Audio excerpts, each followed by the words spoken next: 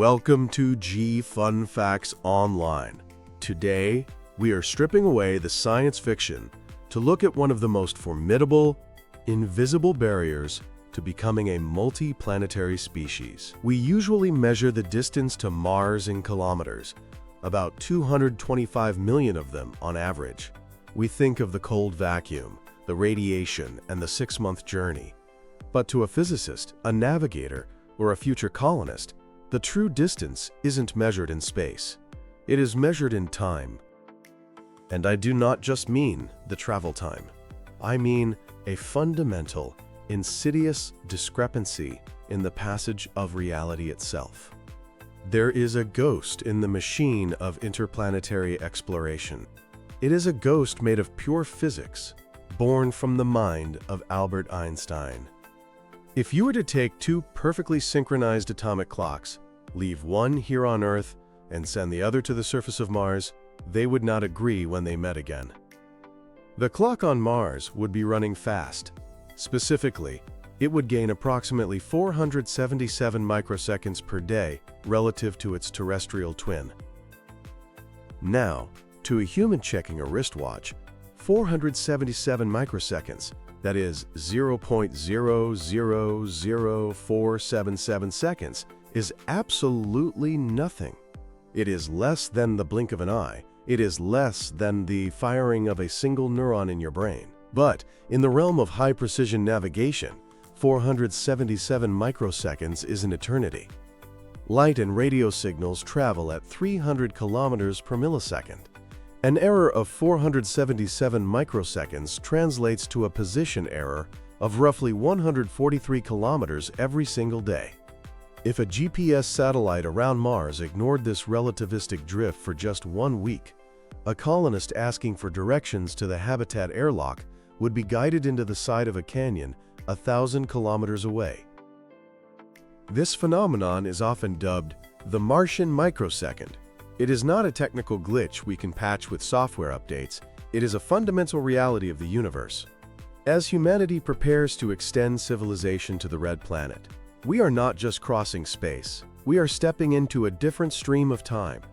To understand why time behaves differently on Mars, we have to look under the hood of the universe, at the mechanics laid out in Einstein's theories of relativity. There are actually two distinct forces at play here, pulling time in opposite directions: general relativity, which concerns gravity, and special relativity, which concerns velocity. Let's look at the gravitational well first. Einstein's general relativity dictates that gravity is not just a force, but a curvature of space-time. Massive objects like planets and stars warp the fabric of reality around them. One of the consequences of this warping is gravitational time dilation.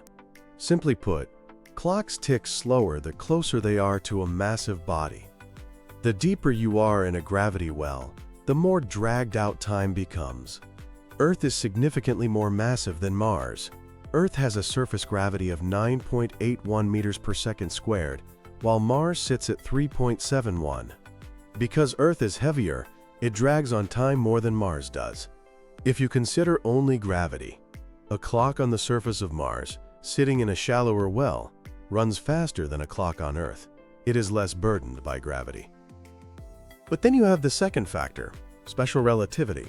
This theory states that time slows down for objects that are moving fast relative to an observer. Earth orbits the Sun at about 29.78 kilometers per second.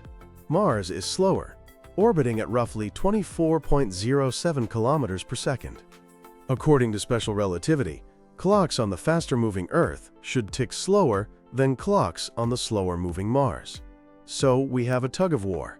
General relativity says Earth time is slower because of gravity. Special relativity says Earth time is slower because of speed. In this specific case, both theories conspire in the same direction. Earth is both more massive and moving faster. Both effects cause Earth's clocks to lag behind Mars. When physicists run the numbers, combining the gravitational potentials of the Sun, Earth, and Mars with their relative velocities, the result is definitive. A clock on the Martian surface ticks faster than a clock on Earth's surface by approximately 477 microseconds per Earth day. This drift isn't even constant. Mars has a highly eccentric orbit. As Mars swings closer to the Sun and speeds up, and then moves further away and slows down, the magnitude of this relativistic offset fluctuates. It can vary by as much as 20 to 30 microseconds throughout the Martian year. For a rover driving at 5 centimeters per second, this doesn't matter. But for a future internet node, a stock market server, or a satellite constellation trying to synchronize with Earth, this drift is catastrophic. A 1-second discrepancy, which would accumulate in just over 5 years, is enough to break almost every digital communication protocol we currently use. But before we can even solve the relativistic drift, we have to answer a more basic question. How do we measure time on Mars locally? We cannot simply export Earth's 24-hour day. Mars rotates at a different speed. A day on Mars, defined as the time it takes for the Sun to return to the same position in the sky, is called a sol. A sol is roughly 2.7% longer than an Earth day. It lasts 24 hours, 39 minutes, and 35.244 seconds. This 39-minute difference seems negligible, but it effectively destroys the utility of standard Earth clocks. If you took a standard mechanical watch to Mars, it would be useless within a few days. By the end of the first week, your watch would say it is noon, time for lunch, but outside it would be pitch black midnight. To cope with this, NASA engineers and scientists have historically used a stretched time unit. They take the sol and divide it into 24 Martian hours. This means 1 Martian hour is actually 1 hour, 1 minute, and 39 seconds of Earth time. 1 Martian minute is 1 minute and 1.6 seconds. And 1 Martian second is 1.027 Earth seconds. This allows mission control to use familiar terms like 9 a.m. while staying synchronized with the Sun. However, this stretched second is a nightmare for physics. The standard international second is defined by the vibration of a Cesium-133 atom. You cannot just stretch an atomic constant because it is convenient for your lunch schedule. Therefore, while Martian hours are useful for humans, they cannot be used for navigation or scientific data logging. Just as Earth has Coordinated Universal Time, or UTC, anchored to the prime meridian at Greenwich, Mars has MTC, Coordinated Mars Time. The Martian prime meridian doesn't pass through a grand observatory in London. It passes through a small, unassuming crater named Erie 0, located inside the larger Erie crater. This crater was arbitrarily chosen by astronomers in the 19th century. MTC is the master clock for the planet. When we talk about the relativistic drift of 477 microseconds, we are comparing Earth's UTC against Mars' MTC. Knowing the physics is one thing, building the machines to handle it is another. How do you navigate a spaceship or a colony when your clocks are drifting apart at 143 kilometers per day? Until recently, deep space navigation was a two-way affair. A spacecraft would ping Earth, and Earth would do the math. To achieve autonomy, NASA developed the Deep Space Atomic Clock, or DSAC. Earth-based atomic clocks are the size of refrigerators. DSAC is the size of a toaster. It is stable to within 1 microsecond every 10 years. By placing these clocks on Mars satellites, we can create a Mars GPS constellation. However, the satellites themselves must account for the 477 microsecond drift relative to Earth. The software on board essentially runs two timelines: proper time, which is the actual physical ticking of the clock, and coordinate time, a mathematical construct that slows down the Mars clock to match Earth for data synchronization. But what if the satellites fail? The ultimate backup is the stars themselves. This is called XNAV, or X-ray pulsar-based navigation.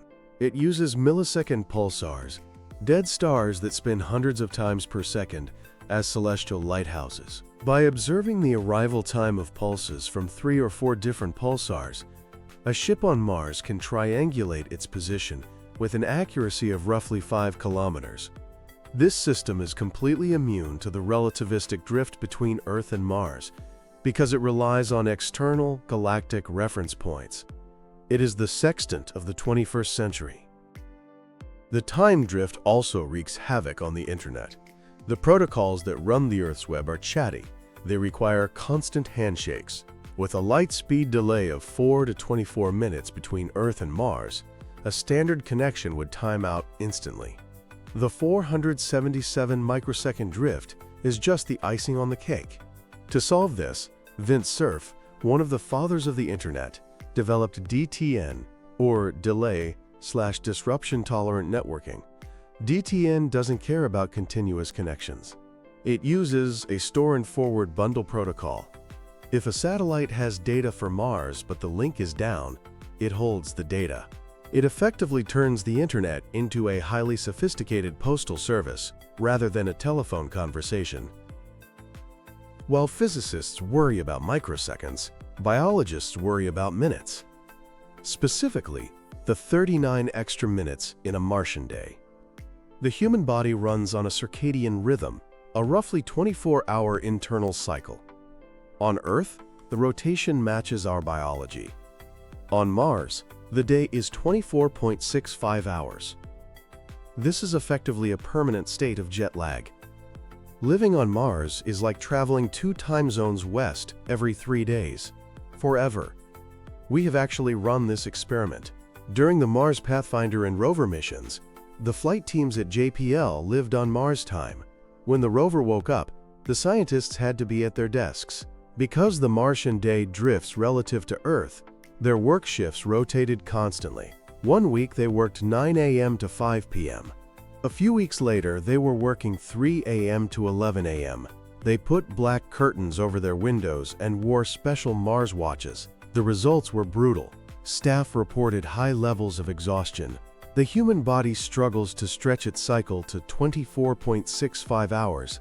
Researchers found that as the team became desynchronized, their bodies started adopting a 12-hour rhythm, resulting in fragmented sleep and lower cognitive performance.